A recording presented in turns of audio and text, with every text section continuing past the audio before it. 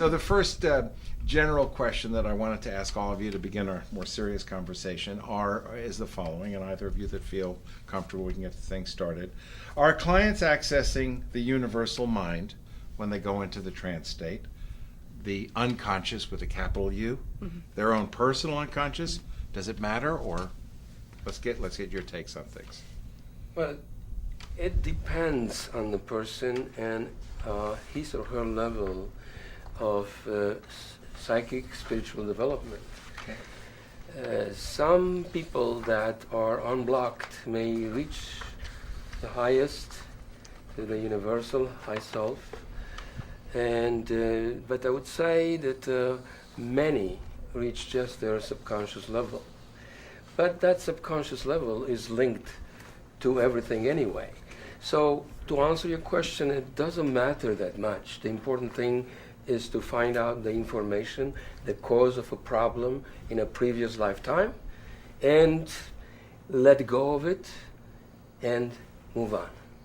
I couldn't agree more. It is one of the questions that a lot of my clients ask. Okay. Was this real? Did this really happen? Was this something I saw on television? Did I read about it?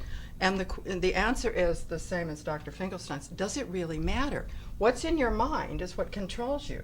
So if it controls you and there's a problem with what's going on, and past life regressions can heal that or cure that or get rid of that, Right. does it matter? It works, and that's all that matters. Agreed? Yeah, Sure. absolutely. Now, Audrey, you had an experience this morning. Where did you feel, as you went into trance, where did it feel like you were going? As the most recent person here to understand. I felt like I went into the light. That's where I felt like I went. I didn't feel like I didn't feel my body kind of zooming through space or anything like that. And your collar does look good. Thank you. I'm just checking. 'Cause And then, Dr. Finkelstein would give me specific, suggestions about coming into a certain frame of reference and then observing what I saw there. And then he also had instructed me that I could speak about it, that I would have the voice to speak. Because I know when I went back, first I went back, he took me very deep, and then I went back into my childhood. And I had an experience in my childhood which was quite vivid to me and actually quite moving because it involved my father who had passed. And it was just, it really kind of brought up a lot of emotion for me because I saw him as a young man. And that was something that we actually dealt with in the kind of concluding part of the session where we actually, when I came sort of out of the trance, and we talked about a lot of the things that had happened within the trance. But then as I went deeper into the trance and went back, I went into the clear light. And then from that space, I experienced myself emerging into a past life. And as Dr. Finkelstein explained to me, I emerged at a point just before my death, and in that lifetime. So, If I may interject something, it's so important to be guided and to know that you're going to be guided this whole way, that you're going to be taken care of, that you're going to be, that nothing's going to happen, that the therapist is going to be totally there for you. A lot of people are afraid of past life regressions.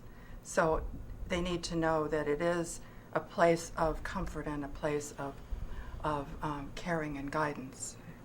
I agree totally, and I felt very comfortable. I did notice, there were some fears that came up. Oh, what if I don't like what I find out? That kind of, those thoughts. But I just let them go. As they came up, I just let them go. And obviously, I have a relationship of trust with Dr. Finkelstein already, so it was very easy for me to let go to his instructions. Yeah, and I didn't find necessary to insist on that because of this relationship. You've already I established. felt that the vibes were correct. Yeah. So But if it were somebody new, somebody that was somebody concerned- new, I would insist on that, and I would give them like a cocoon of light, of protection, and that would bounce away any negativity, filtrate out negativity from within. And that would make the person feel safe. And I haven't encountered many situations in which people were extremely fearful after I reassured them, and practically it works all the time. When you reassure them, they have Yeah. rapport and they have trust. Right. But when they first call you or when they first speak to you, there might be a little hesitancy.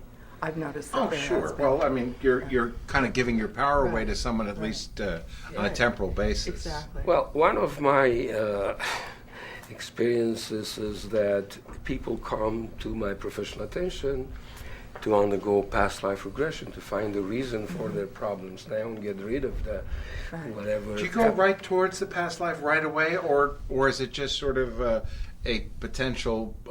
You know what I'm saying? You take them into trance, you see, or do you start with the current lifetime or the current situations, or Bunny? Well, the way I start, because I Right. began explaining something, is that I first of all make sure that the person knows something about hypnosis okay. and introduce them to that. I happen to teach residents at UCLA how to hypnotize each other, and I watch them to make sure they do it right. Sure. So what I do, I want to make sure that they are aware what are the pitfalls and just clear the path, so they will be, safe and let go of any, obstacle that may be there. So, and then I explain to them about the past lives, the rules of time travel, so that they will be aware of that. But what they are bringing to me, some of them, not all of them, but some of them, they bring to me the apprehension that they may not be hypnotized because they tried before many times. Okay. And that they will not be successful with a past life regression either. So after explaining to them, and not so much in words, but in the way I come across to them, Right. because nonverbal is more important than Sure. explaining in words. Sure. They feel comfortable, that's been my experience, and they enter a very deep trance, and they have a very successful past life regression in most cases. I thought it was just fascinating how you put me into the trance so fast. And Dr. Finkelstein has a technique that he uses where you just go in I've seen it. like that. Yeah, it's called instant hypnosis. Oh, I just caught that for a second. All right, Yeah. very good. Oh, jeez. No, actually, I've had regressions myself, quite a few with a friend of mine, Gary Greenberg, if he's happens to be on the Cosmos listening. This was not a clinical setting. It was more like a hippie setting, but it was working. And I was fascinated because at a certain point I was in a French lifetime and this and that. And he says, describe yourself, the colors, what you're wearing, this and that. And I said, well, it's kind of like a blue sweater. And he said, well, isn't it more like purple? And I went, whoa, because he could see yeah. the same thing that I could see, which probably was of a greater effect to my consciousness than whatever I personally experienced during the session. In other words, just the fact that there was sort of a universal pictograph cinemascope that he had accessed as well. Is this something that you folks have experienced from I time to do. time? As a matter of fact,